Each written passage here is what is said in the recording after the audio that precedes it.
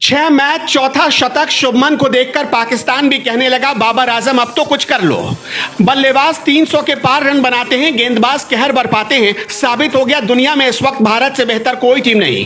5 match, हर match में 300 run, ICC भी हैरान। ये तो गजब का निकला हिंदुस्तान।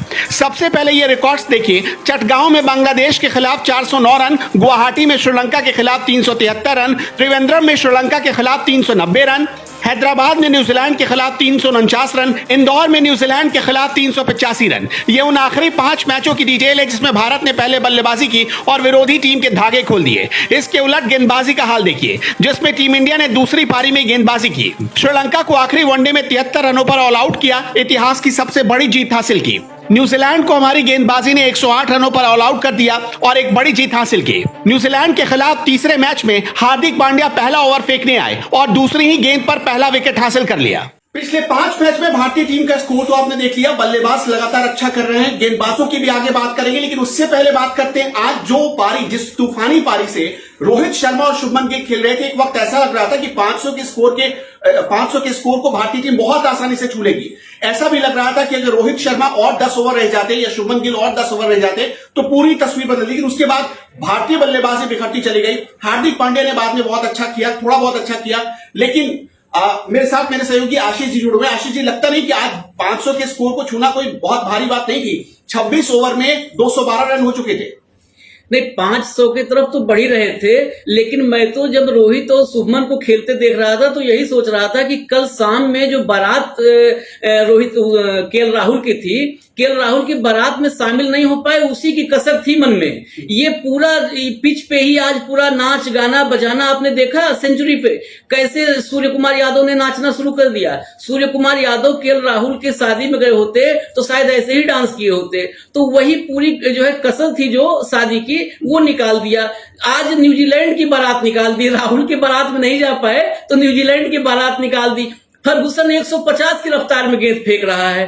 और आपने देखा सूर्य कुमार यादव आज अभी बागेश्वर बाबा की और सुहानी शाह की खूब चर्चा हो रही है देश में। सुहानी के जादू आप लोग सब देख रहे होंगे। आज जादू तो वहां पे देखना था, इंदौर के ग्राउंड पे। सूर्य कुमार यादव पूरे शरीर के साथ रोहित शर्मा के भीतर घुस चुके थे। अच्छा, एक चीज और कही जा रही है, पिछले 5 इनिंग्स हमने दिखाए हैं अपने दर्शकों को। 5 इनिंग्स में आप देखेंगे तो हर बार 300 से ज्यादा के स्कोर बन रहे हैं और हम इस वक्त ये कह सकते हैं दावे के साथ कि भारतीय टीम जैसी मजबूत बल्लेबाजी दुनिया के किसी भी टीम के पास नहीं है। भले इस वक्त हमें नजर आ रहा हो, हमने T20 वर्ल्ड कप में कुछ अच्छा नहीं किया, एशिया कप में अच्छा नहीं किया, लेकिन इस वक्त मजबूत नजर आ रहा हो। लेकिन क्या हम उस दावे के साथ कह सकते हैं कि गेंदबाजी उतनी मजबूत है? बल्लेबाजी और गेंदबाजी, अनुपम, दोनों की बात करूं तो दोनों की क्षमता का जो आकलन होता है वो बेंच स्ट्रेंथ पे होता है। ऑस्ट्रेलिया ने जब करीब 1.5 दशक तक इंटरनेशनल क्रिकेट पे राज किया तो सिर्फ इस वजह से कि ऑस्ट्रेलिया की बेंच स्ट्रेंथ, जो बेंच पे बैठे प्लेयर्स होते थे वो दुनिया की बाकी मजबूत टीमों को हराने की कुवत रखते थे। आज इंडिया के साथ वही है। आप सोचो, आप बॉलिंग की बात की, मैं बैटिंग पे बात आऊंगा। जिस बॉलिंग की परीक्षा अभी, जिस बॉलिंग को टेस्ट आप करना चाहते हो, उसकी टेस्टिंग के लिए मैं बात कर रहा हूं। आज शमी और सिराज दोनों नहीं है क्योंकि उमरान को मौका नहीं मिल रहा था। उमरान को आज खिलाया गया। अब इसके बाद और सोचिए आप, बाहर कौन बैठा है? चोटिल, देश का नंबर 1 गेंदबाज, दुनिया का इस समय जो सबसे घातक तेज गेंदबाज माना जाता है, जसप्रीत बुमराह, वो बाहर बैठा हुआ है, चोटिल है, वापसी की तैयारी कर रहा है। आप सोचिए, जसप्रीत बुमराह, मोहम्मद सिराज नंबर जैसे चल रहे हैं। हमने हाल ही में रैंकिंग भी दिखाई थी, सिराज नंबर 3 पर आ चुके हैं। बहरहाल, आप रोहित शर्मा और शुभमन गिल की बल्लेबाजी ने आज बहुत कुछ साबित किया है और रोहित का फॉर्म में लौटना, इसे आप कैसे देखते हैं? रोहित फॉर्म से गए नहीं थे। फॉर्म से जाना जो है, पिच पे मैं जो देखता हूं बल्लेबाजी को, अगर गेंद टाइम ना हो रही हो, मिस टाइम हो रही हो, बार बार एक ही क्षेत्र में, एक ही एरिया में बल्लेबाज आउट हो रहा हो, टच में ना दिख रहा हो, रंग में ना दिख रहा हो, बॉडी लैंग्वेज उसकी डाउन होती है, तब आउट ऑफ फॉर्म बोलते हैं। बॉडी लैंग्वेज कभी रोहित की बदली नहीं। रोहित का जो अंदाज था, रोहित का जो बॉडी लैंग्वेज था, वो हमेशा वैसे ही था। रोहित स्टार्ट अच्छी ले रहे थे, बड़ी इनिंग में कन्वर्ट नहीं कर पा रहे थे।